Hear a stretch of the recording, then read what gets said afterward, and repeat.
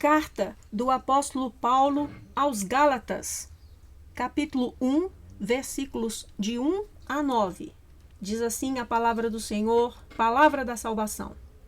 Paulo, apóstolo, não da parte de homens, nem por intermédio de homem algum, mas por Jesus Cristo e por Deus Pai, que o ressuscitou dentre os mortos, e todos os irmãos meus companheiros, as igrejas da Galácia. Graça a vós outros e paz da parte de Deus nosso Pai e de nosso Senhor Jesus Cristo, o qual se entregou a si mesmo pelos nossos pecados, para nos desarraigar deste mundo perverso, segundo a vontade de nosso Deus e Pai, a quem seja a glória pelos séculos dos séculos. Amém. Admira-me que estejais passando tão depressa daquele que vos chamou na graça de Cristo para outro evangelho, o qual não é outro senão que há alguns que vos perturbam e querem perverter o evangelho de Cristo. Mas, ainda que nós, ou mesmo um anjo vindo do céu, vos pregue evangelho que vá além do que vos temos pregado, seja anátema. Assim como já dissemos, e agora repito, se alguém vos prega evangelho que vá além daquele que recebestes, seja anátema. Talvez o que mais chame a atenção na abertura de Gálatas, irmãos, seja o tom usado por Paulo e o estado de espírito por trás dele. Paulo, amados irmãos, está surpreso. Ele também parece zangado. Sua linguagem, quase desde o início, é extraordinariamente incisiva. Se, como é comum, as cartas de Paulo, após a saudação, dão espaço para uma ação de graças por aqueles a quem ele está escrevendo, nós temos, por exemplo, Filipenses 1, 3 a 8, Colossenses 1, 3 a 8 e 1 Coríntios 1, 4 a 9. Aqui ele se limita a dizer, estou admirado, no versículo 6, parte A, o que despertou sentimentos tão intensos no apóstolo Paulo. Em primeiro lugar, Paulo fica admirado porque aqueles cristãos recém-convertidos estão se deixando levar por um evangelho que não é o evangelho de fato, versículo 7, expondo-se a um enorme perigo.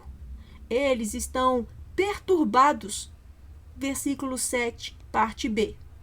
Em segundo lugar, o alvo principal de sua fúria são aqueles que estão desencaminhando os convertidos da igreja, ou seja, aqueles que querem perverter o evangelho, versículo 7.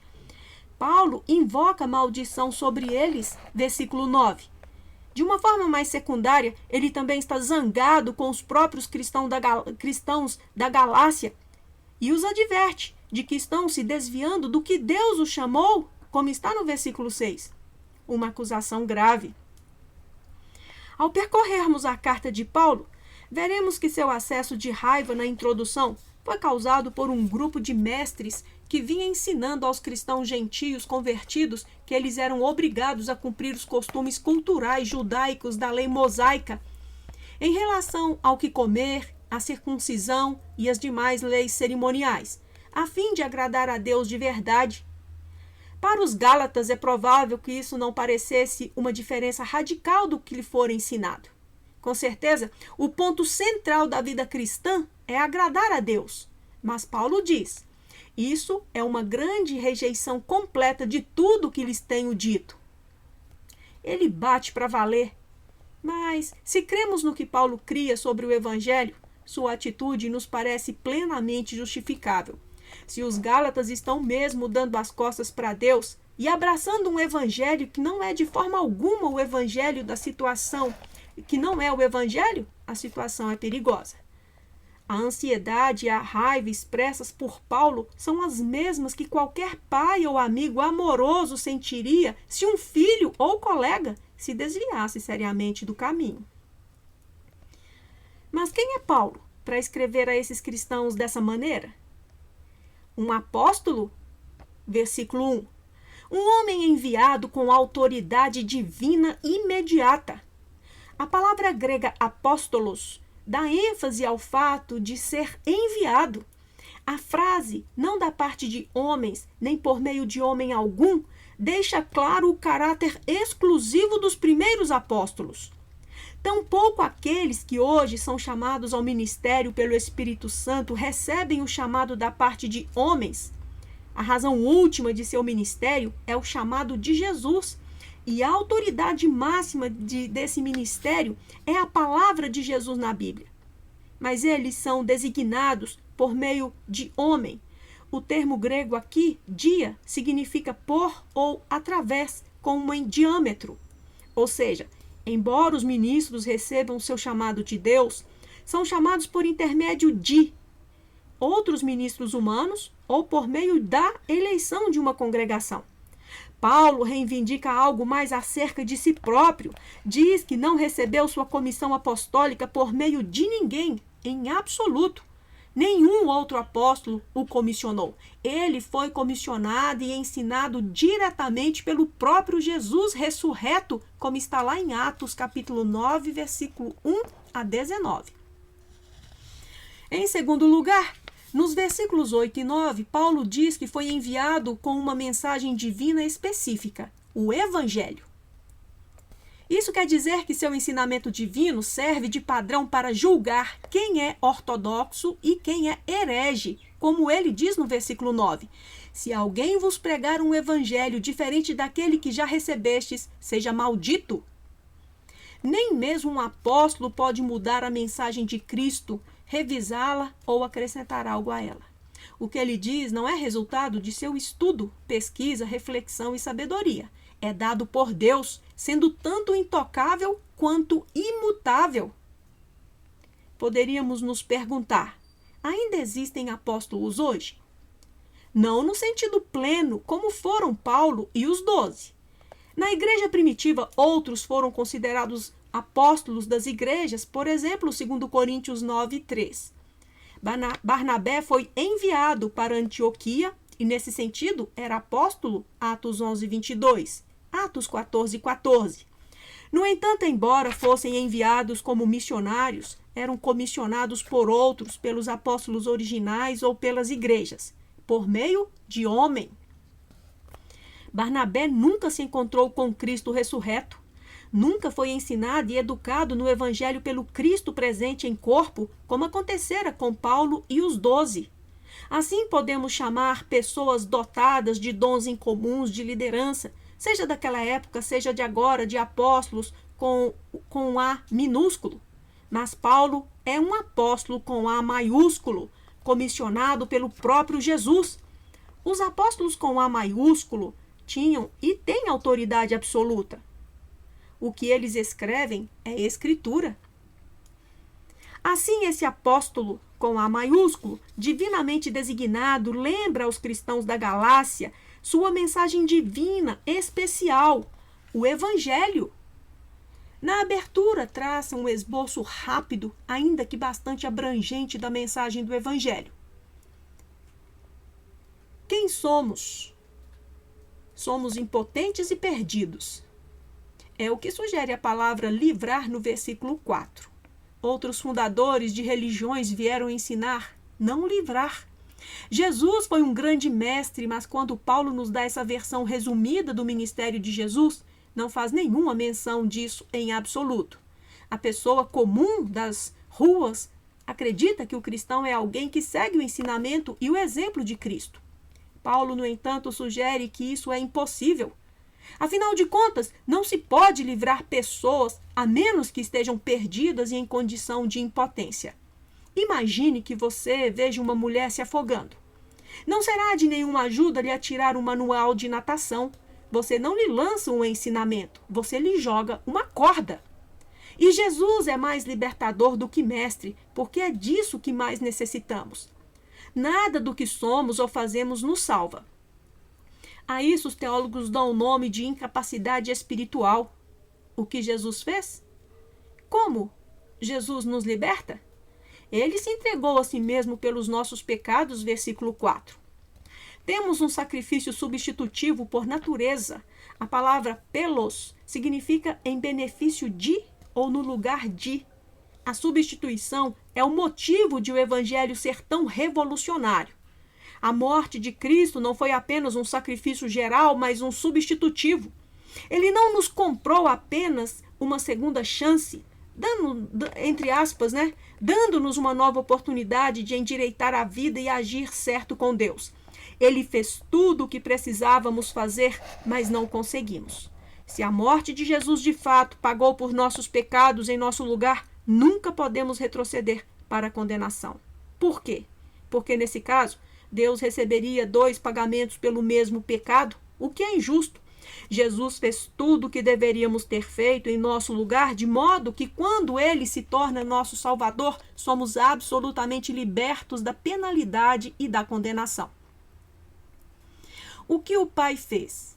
Deus aceitou a obra de Cristo em nosso benefício, ressuscitando-o dentre os mortos, versículo 1, e dando-nos a graça e paz, versículo 3, que Cristo conquistou e alcançou por nós. Por que Deus fez isso? Tudo isso foi feito por graça, não por algo que tenhamos feito, mas segundo a vontade de nosso Deus e Pai, versículo 4. Não pedimos socorro, mas Deus, em sua graça, planejou o que não tínhamos percebido que necessitávamos. E Cristo, por sua graça, versículo 6, veio realizar a libertação que jamais alcançaríamos por nós mesmos. Não há nenhum indicativo de qualquer outra motivação ou causa para a missão de Cristo, exceto a vontade de Deus. Não há nada em nós que a mereça. A salvação, amados irmãos, é pura graça. Por isso, o único que recebe glória para todo sempre é Deus, versículo 5.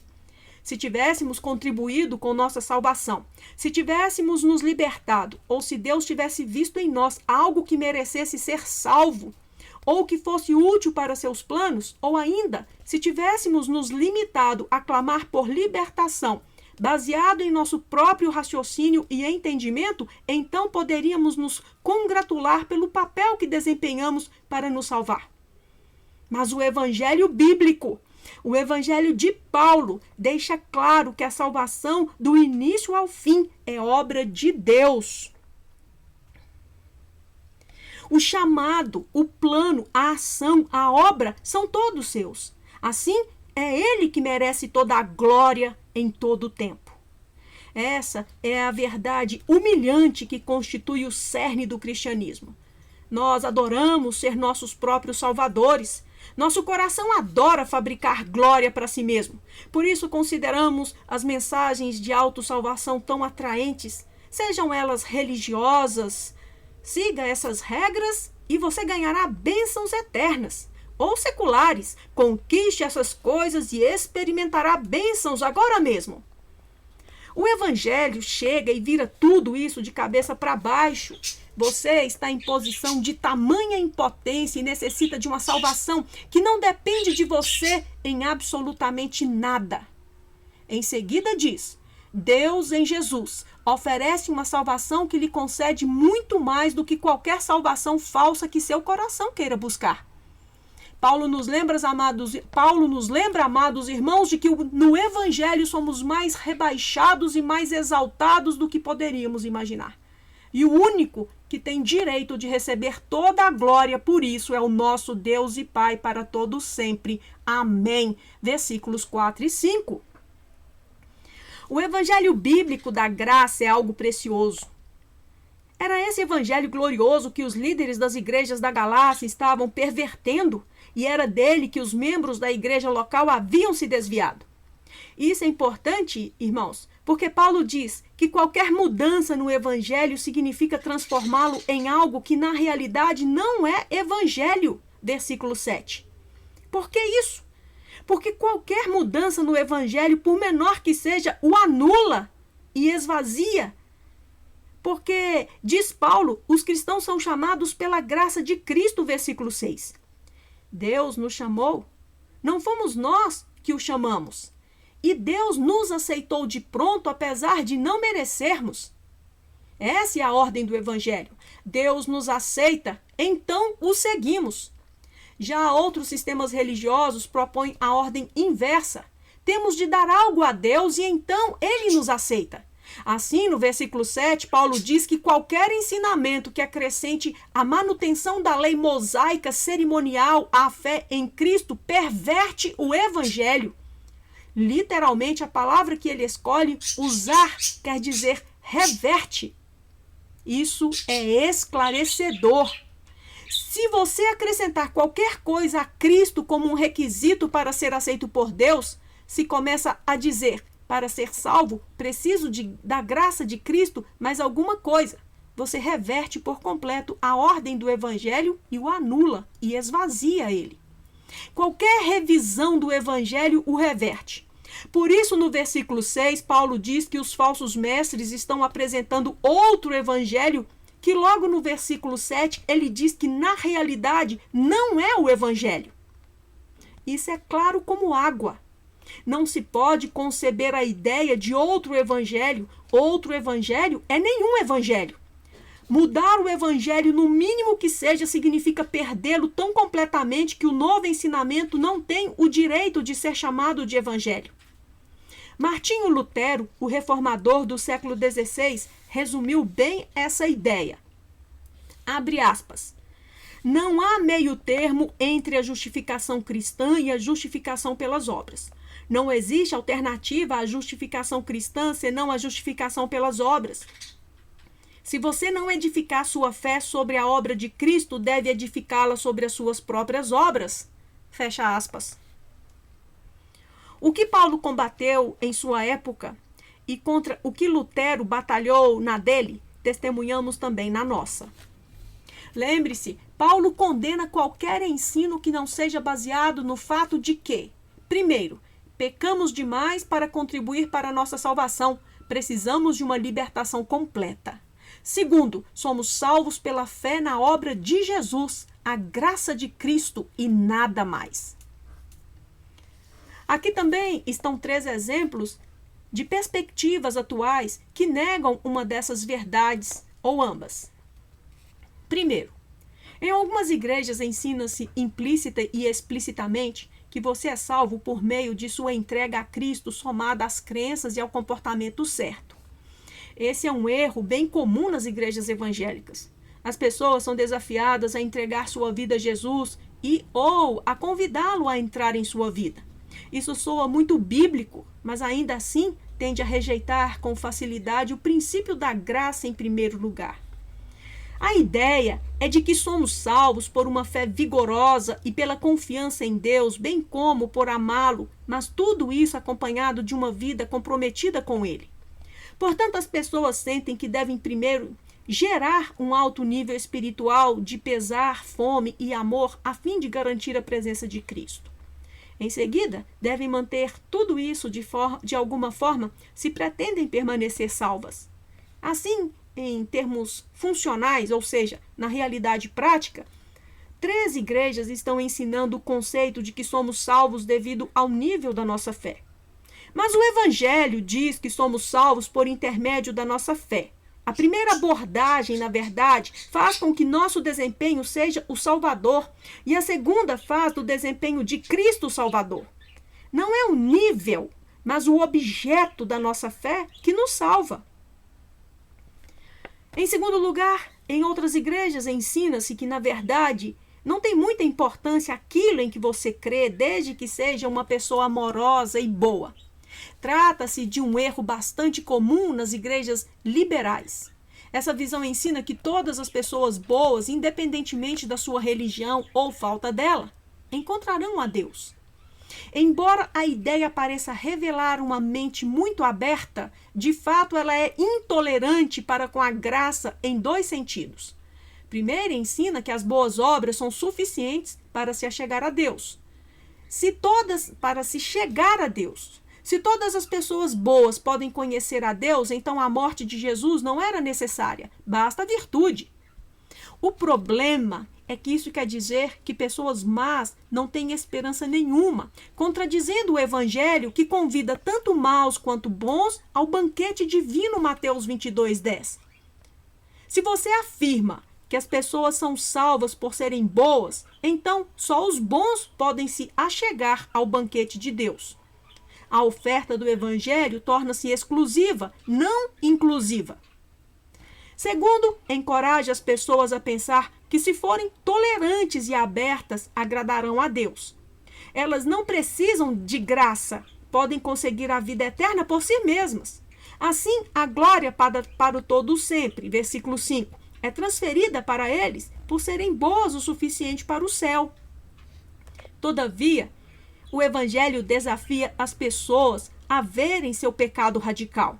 Sem esse senso do próprio mal, o conhecimento da graça divina não será transformador e deixaremos de compreender o quanto Deus é glorificado pela presença de qualquer pessoa no céu. Um terceiro exemplo é encontrado em igrejas intolerantes ao extremo, com pequenas diferenças de vestuário ou costumes. Os falsos mestres de Gálatas queriam, como veremos, impor muitas regras e regulamentos antigos relacionados com o modo de vestir, com o que comer e com as observâncias rituais. É natural associarmos tais mestres a igrejas altamente regulamentadas e comunidades religiosas que exercem um controle muito firme de seus membros, dirigindo-os quanto ao modo certo de comer, vestir, namorar, passar o tempo e assim por diante. Ou talvez eles insistam em uma observância detalhada de vários rituais complicados. Os exemplos modernos de uma igreja semelhante à da Galácia seriam as igrejas muito autoritárias e ritualísticas e legalistas demais. Tenho em mente que essas igrejas são o mais evidente dos três exemplos que analisamos, portanto, o menos perigoso. O primeiro e o segundo são muito mais predominantes e arriscados.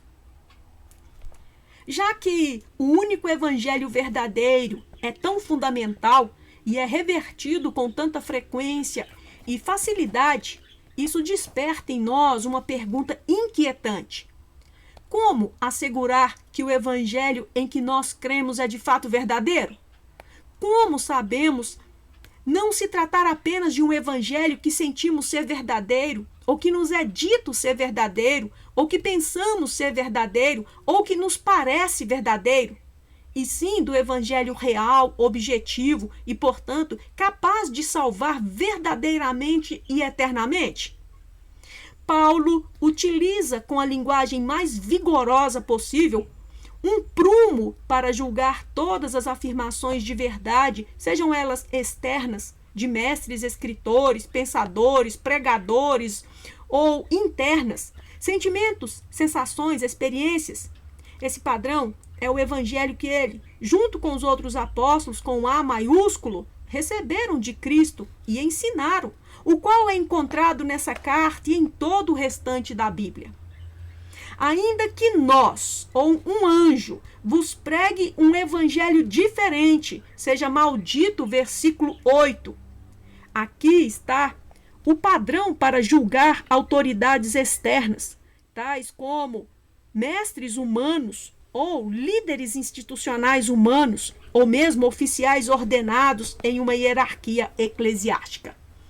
É digno de nota que, ao dizer nós, Paulo se inclina como autoridade humana. Paulo está dizendo que ele deve ser rejeitado se algum dia disser: mudei de ideia em relação ao que é o evangelho. Como Paulo nos alertará, o evangelho não veio a ele por meio de um processo de raciocínio e reflexão. O evangelho não foi conquistado, antes recebido. Portanto, o próprio Paulo não tem a liberdade de alterá-lo por meio de raciocínio e reflexão. Em Gálatas 2, Paulo nos contará que seu evangelho foi confirmado por outros que também tinham recebido a mensagem por revelação do Cristo ressurreto. Esse consenso apostólico, o depósito do evangelho original feito por Cristo, é, portanto, a medida para julgar todas as afirmações de verdade externas e internas.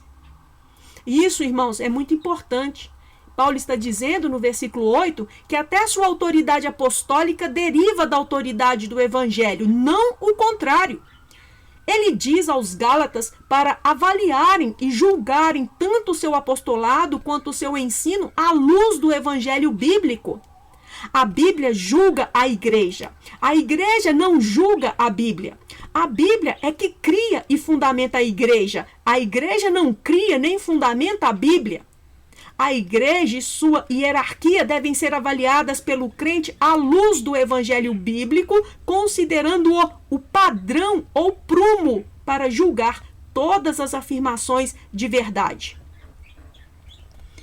Tampouco nossa experiência pessoal é o prumo definitivo da verdade. Não julgamos a Bíblia por nossos sentimentos ou convicções. Julgamos nossas experiências pela Bíblia. Isso significa que se um anjo aparecesse literalmente perante uma multidão de pessoas e ensinasse que a salvação é pelas boas obras ou por qualquer outra coisa, exceto somente a fé, somente em Cristo, você deveria colocá-lo para correr, como está no versículo 8. Ao dizer, ainda que nós mesmos ou um anjo do céu, Paulo faz um resumo amplo da epistemologia cristã adequada, como sabemos o que é verdade. No começo dessa reflexão, observamos que o tom de Paulo é intransigente, para dizer o mínimo. Mas isso porque o evangelho é algo acerca do que precisamos ser intransigentes. Porque, primeiro, outro evangelho significa que você está se desviando daquele que o chamou. Abandonar a teologia do evangelho é abandonar Cristo em pessoa. O que você faz em teologia acaba afetando sua experiência. Em outras palavras, uma diferença na sua compreensão da doutrina leva a uma diferença em sua compreensão de quem é Jesus.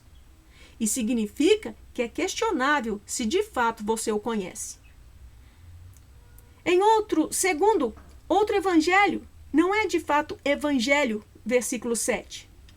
Isso quer dizer que a mensagem do evangelho por natureza não pode ser alterada, nem de leve, sem se perder. É como um vácuo. Não se pode permitir a entrada de um pouco de ar e dizer que ele é agora 90% vácuo ou um vácuo enriquecido de ar. O vácuo ou é completo ou não é vácuo, em hipótese alguma. Da mesma forma, a mensagem do evangelho é: você é salvo pela graça por meio da obra de Cristo e nada mais. Quando você faz qualquer acréscimo a isso, perdeu tudo de uma vez.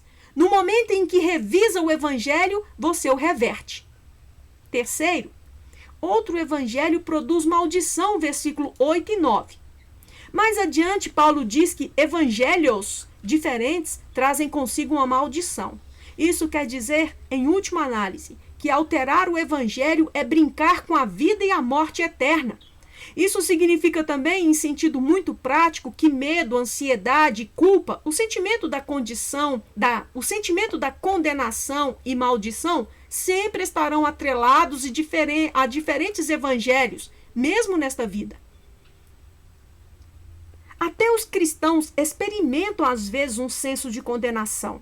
Isso acontece porque, em termos funcionais, estão confiando em outros evangelhos, outras maneiras de fazer por merecer a salvação. Este mundo mau, como está no versículo 4, ainda consegue influenciar os que creem.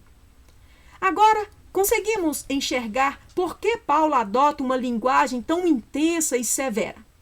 O que está em jogo é algo muito sério: nosso conhecimento de Cristo, a verdade do evangelho e o destino eterno da alma das pessoas. São coisas pelas quais vale a pena lutar, sobre as quais vale a pena discorrer, das quais vale a pena lembrar a nós mesmos e aos outros sempre. A franqueza rude de Paulo é por amor, irmãos. Ele é um apóstolo com A maiúsculo que ama o Senhor, o evangelho do Senhor e o povo do Senhor. Se amarmos como ele amou, entenderemos por que ele escreveu como escreveu e seremos gratos por isso. Que o Senhor, nosso Deus, Deus Pai, eterno e misericordioso, esteja conosco. Que a sua palavra seja selada e gravada em nossos corações, em nome de Jesus. Amém. Esse audiobook está disponível no YouTube, canal Cristianismo Vivo, Viviane Carvalho, para a glória do Senhor Jesus.